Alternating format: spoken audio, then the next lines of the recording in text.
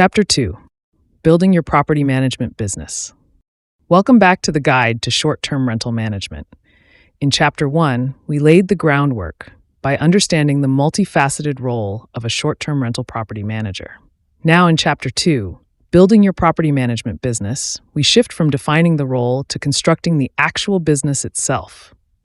This chapter is crucial because a solid foundation not only ensures legal and financial stability, but also positions you for growth and success in this competitive industry. We will delve into the structural, legal, financial, and client-facing elements you need to establish. The very first step in building your property management business is to decide on the appropriate business structure. This decision has significant legal and tax implications. While you could operate as a sole proprietor or a partnership, many professionals in property management opt for a limited liability company, or LLC. An LLC offers an advantage. It provides a layer of liability protection by separating your personal assets from your business debts and lawsuits. This means if your business incurs debt or faces legal action, your personal assets like your home or personal savings are generally protected, which is a significant comfort in a field with inherent risks. Beyond liability protection, LLCs can offer flexibility in how they are taxed, often allowing for pass-through taxation where profits are reported on the owner's personal tax returns, avoiding the double taxation that can occur with corporations. Forming an LLC typically involves choosing a business name, filing articles of organization with your state, appointing a registered agent, and creating an operating agreement. Though specifics vary by state, it is advisable to consult with an attorney to ensure you select the most advantageous structure for your specific situation and that all formation requirements are met correctly. Next, let's discuss insurance, which is non-negotiable for a short-term rental property management business. You are managing valuable assets and interacting with the public, which exposes you to various risks. Several types of insurance are commonly recommended. First is general liability insurance. This policy protects your business from claims of bodily injury or property damage that may occur as a result of your business operations. For instance, if a potential client slips and falls in your office, or if one of your staff accidentally damages something at a client's property while performing management duties. Second, and arguably one of the most important for this profession, is professional liability insurance, often called errors and omissions or E&O insurance.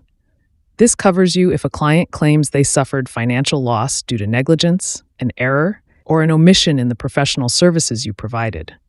Examples could include a significant booking error that costs an owner revenue, failure to secure the correct local permit, leading to fines for the owner, or inadequate screening of guests resulting in damages not covered by other policies.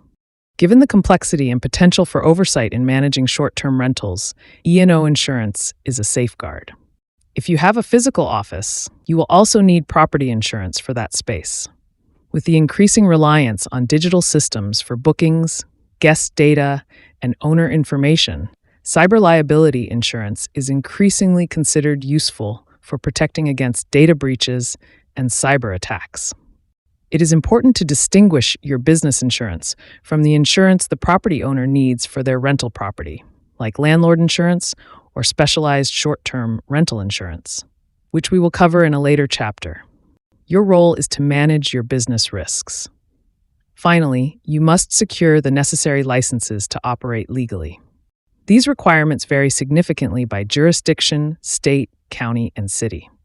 At a minimum, you will likely need a general business license from your local municipality to operate any business. A more complex area is whether a real estate license is required for short-term rental property management. In many states, activities like leasing property, collecting rent, or even marketing properties for others for a fee fall under the purview of real estate brokerage laws. Whether these laws apply to short-term rentals, which are often seen more like hospitality, can be a gray area or explicitly defined depending on the state. Some states have exemptions for short-term rentals or hotel-like operations, while others strictly require a real estate broker's license for anyone managing properties on behalf of others, regardless of the rental term. It is important to research and understand the specific requirements in each jurisdiction where you plan to manage properties. Operating without a required license can lead to penalties, including hefty fines and being forced to cease operations. Beyond a real estate license, some localities are now implementing specific permits or licenses for businesses that manage short-term rentals, so local ordinance research is key. Given the complexity and variance of these requirements, consulting with a local attorney specializing in business and real estate law is essential to ensure full compliance. Once your business structure, initial insurance, and licensing are in place, the next critical step is to define what services you will offer and under what terms. This is formalized through service-level agreements with property owners. A service-level agreement is more than just a contract. It is a clear articulation of the standard of service you commit to providing. It sets expectations, defines responsibilities, and provides a framework for a professional and transparent relationship with your owner clients. A comprehensive service-level agreement for short-term rental property management should detail several key areas. Firstly, it must clearly outline the scope of services. Will you offer full-service management, handling everything from marketing and guest communication to cleaning and maintenance? Or will you offer hybrid or a la carte services, where the owner retains some responsibilities? Be explicit. For example, if you handle guest communication, does that include 24/7 emergency contact, or are there defined hours? If you manage cleaning, what are the standards and who is responsible for the cost of supplies? The more detail, the better. Secondly, the agreement should specify performance metrics and reporting. How will you measure success, and how will you report this to the owner? This could include guaranteed response times to owner inquiries, uptime for listings on booking platforms, or specific targets for guest review scores. It should also detail the frequency and format of financial reporting. Monthly statements showing income, expenses, and net payout are standard. Transparency in reporting builds trust. Thirdly, define the responsibilities of both the property manager and the property owner. The agreement makes this specific to each client relationship. For example, the owner is typically responsible for maintaining adequate property insurance, ensuring the property meets all safety codes, and funding a reserve for repairs. The manager is responsible for executing the agreed-upon management tasks diligently. Fourthly, outline fees and payment terms. How is your management fee structured? A percentage of booking revenue, a flat fee per booking, or a fixed monthly fee? When are fees deducted or invoiced? What about other charges like onboarding fees, charges for coordinating major repairs, or markups on vendor services? These must be transparently disclosed. The SLA should also cover aspects like the term of the agreement, conditions for termination by either party, dispute resolution mechanisms, and limitations of liability. It is a legally binding document, so it should be drafted or reviewed by an attorney to ensure it protects your business interests while being fair and clear to your clients. Presenting a professional, comprehensive agreement demonstrates your commitment to high standards and helps attract serious property owners who value a well-defined professional relationship. Deciding how to price your services and selecting an appropriate revenue model is an important business step that influences both profitability and market position. There is not a one-size-fits-all answer, as the optimal model can depend on your market, the types of properties you manage, the scope of services you offer, and your business goals. Several common revenue models are used in short-term rental property management. The most prevalent is the commission-based model, where the manager earns a percentage of the gross rental revenue generated by the property. This percentage typically ranges from 15 to 30%, but can be higher or lower depending on the market and service level. For example, a full-service manager in a high-demand luxury market might command 25 to 35%, while a manager offering more limited services in a mid-tier market might charge 15 to 20%. The advantage of this model is that your income is directly tied to the performance of the properties. When owners make more, you make more, aligning incentives. However, it also means your income can fluctuate with seasonality and occupancy. Another approach is a flat fee model, where you charge the owner a fixed fee per month or per booking, regardless of the rental revenue. This provides more predictable income for you and predictable costs for the owner. It can be attractive for owners who prefer budget certainty. However, it might not align incentives as directly as a commission model, and you might leave money on the table if a property performs exceptionally well. Some managers use a hybrid model, perhaps combining a lower commission percentage with a smaller fixed monthly fee. This can offer a balance of performance incentive and income stability. For example, 10 to 15% commission plus a $100 to $300 monthly base fee per property. Beyond the primary management fee, consider other potential revenue streams or charges. These could include onboarding or setup fees, fees for additional services, markups on maintenance or cleaning services, and performance bonuses. If you do this, it must be disclosed transparently to owners in your agreement. When pricing your services, you need to conduct thorough market research. What are competitors in your area charging for similar services? Do not just compete on price. Consider the value you offer.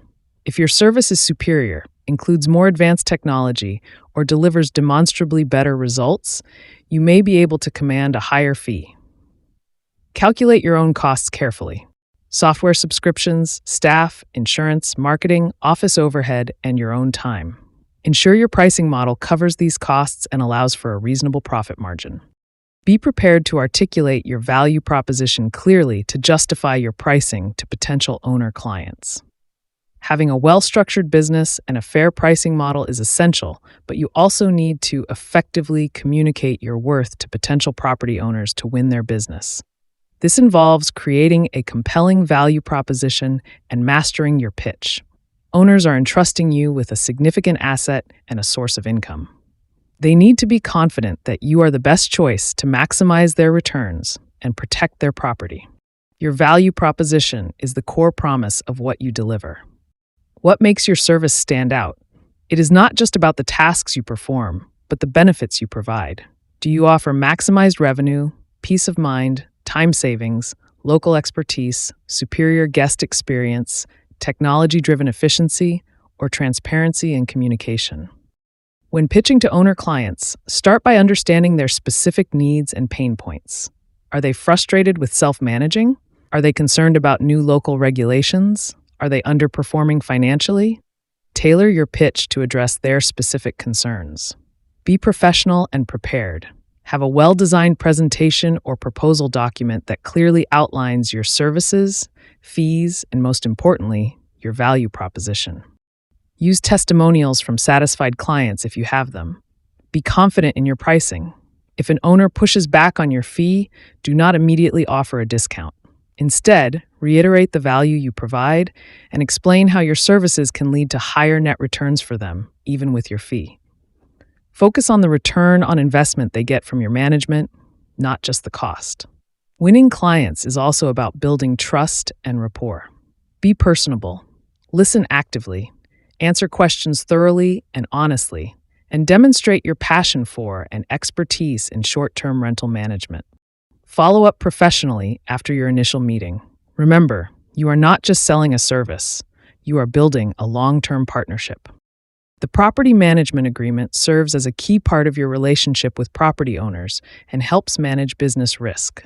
This is a legally binding contract. This document formalizes everything you have discussed with the owner, from the scope of services and fees to the responsibilities of each party. This contract should be thorough, easy to understand, and compliant with legal standards. Key elements that must be included in your property management agreement are identification of parties, property description, term of agreement, manager's responsibilities, owner's responsibilities, manager's authority and limitations, compensation and fees, financial procedures, indemnification and hold harmless clause, liability limitations, insurance requirements, termination clause, dispute resolution, and governing law. Regarding liability basics, as a short-term rental property manager, you could face potential liability from several angles: liability to owners, liability to guests, liability to third parties, and regulatory liability. It is advisable to have your standard property management agreement drafted or reviewed by an attorney with experience in real estate and business law in your area. Do not rely on generic templates found online, as they may not be compliant with local laws or adequately protect your interests. A well-crafted contract is a proactive measure to prevent misunderstandings, manage expectations, and protect your business from unnecessary liability. This concludes Chapter 2. We have covered the steps in building the operational and legal framework of your short-term rental property management business, from choosing a structure and getting insured, to defining your services and contracts and understanding how to attract clients. With this foundation, you're ready to start bringing properties into your portfolio, which is precisely what we'll cover in Chapter 3, onboarding new properties.